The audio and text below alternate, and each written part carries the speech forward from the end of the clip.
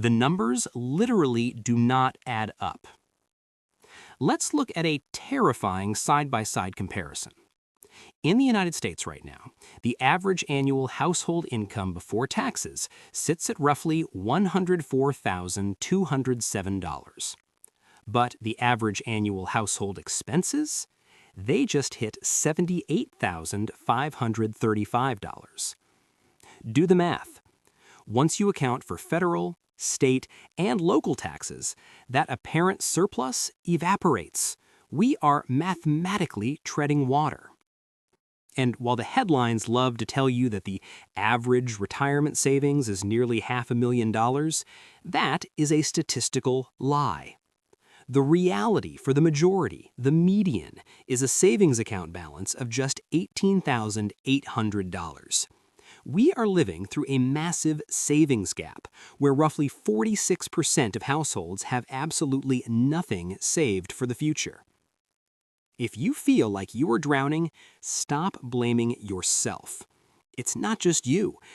It's a math error. You know the feeling. It's the Payday Disappearance Act. You get the notification on your phone, direct deposit hit.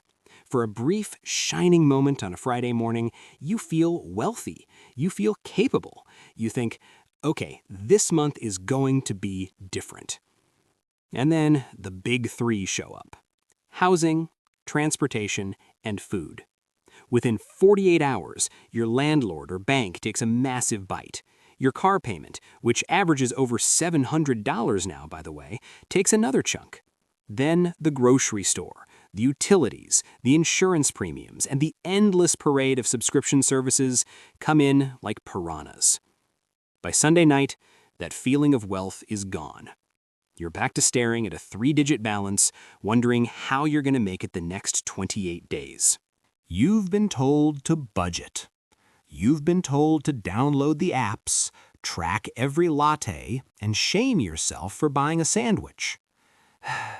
But traditional budgeting feels like a restrictive crash diet. You starve yourself of joy for 3 weeks, you feel miserable, and then you binge.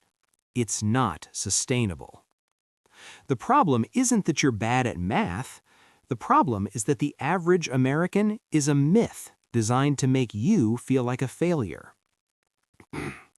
Let's talk about the illusion of the average. If you open up a financial news site right now, you might see a headline cheering that average retirement savings hit $491,022.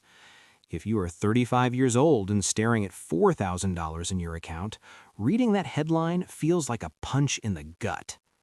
You feel like you have failed at life. But that number is a lie of averages. This is the mean versus median trap. When we dig into the Federal Reserve data, the truth comes out.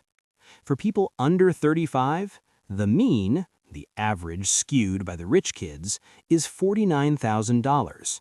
But the median, the real-world middle number where actual human beings live, is only $18,800. It gets worse as you age. By the time you're in your 40s, the average says you should have $141,000 saved. The reality? The median is just $45,000. We are becoming a nation of two extremes. There is a canyon between the savers, the top tier with $1.2 million in their 60s, and the non-savers, the people arriving at retirement age with zero. So why is this happening? Why is your wallet leaking? It's easy for financial gurus to sit on TV and scream about avocado toast or Starbucks. It plays well on social media. It blames you. But the data proves them wrong. The culprits are systemic. It's the structural cost of existence in modern America. Let's break down the Bureau of Labor Statistics data for 2024. Housing alone averages $26,266 a year. Transportation costs $13,318. Food takes another $10,000. Healthcare and insurance take nearly $16,000. These aren't choices. You can't budget your way out of needing a roof or needing to get to work. These are requirements for participation in the economy. And while these costs have skyrocketed, the system for saving money fundamentally shifted beneath our feet. 40 years ago, you had a pension. Your company took care of you. Today, we are in the era of do-it-yourself retirement, the 401k and the IRA. The system shifted the responsibility from the corporation to you. Research shows that when companies use automatic enrollment, forcing you to save unless you opt out, participation jumps by 67%. But if your job doesn't do that, if you have to figure it out yourself, you get left behind. The system is designed for opt-in winners. If you don't know the rules, you lose by default. This brings us to the failure of the 100% budget. Most people try to manage 100% of their money all at once every single month. It is cognitively impossible. It's like trying to watch 100 TV screens simultaneously. Eventually, you just stop looking at all of them. The Bureau of Labor Statistics tracks 14 major categories of spending. Nobody can track 14 categories daily without going insane. And here's the kicker. We spend all our energy fighting the wrong battles. We stress out over the miscellaneous category, the $10 subscriptions, while the data shows that housing and pensions are eating 50% of the pie. We are bringing a pocket knife to a gunfight. We need a simpler system, but I want to be honest with you before we dive into the numbers. Because of the systemic inflation we just talked about, the framework I'm about to show you is going to feel incredibly difficult to implement. It's not a magic trick. The wedge of money available for you to manage has gotten smaller. However, precisely because the system is rigged against you, having a rigid framework is no longer optional. It is the only defensive weapon you have left. We have to stop trying to manage 14 categories and start managing just 3 buckets. I call this the 3-bucket blueprint. This isn't a budget.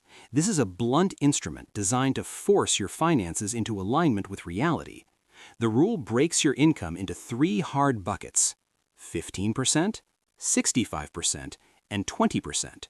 And the order matters. Bucket 1, the 15%, wealth building. This is the most critical number. This is the pay yourself first principle, but with teeth.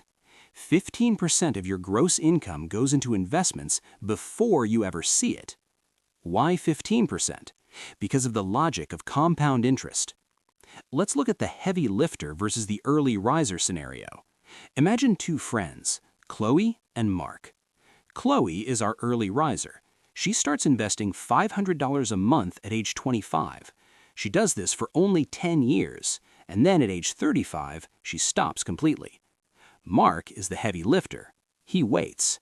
He starts investing at age 35.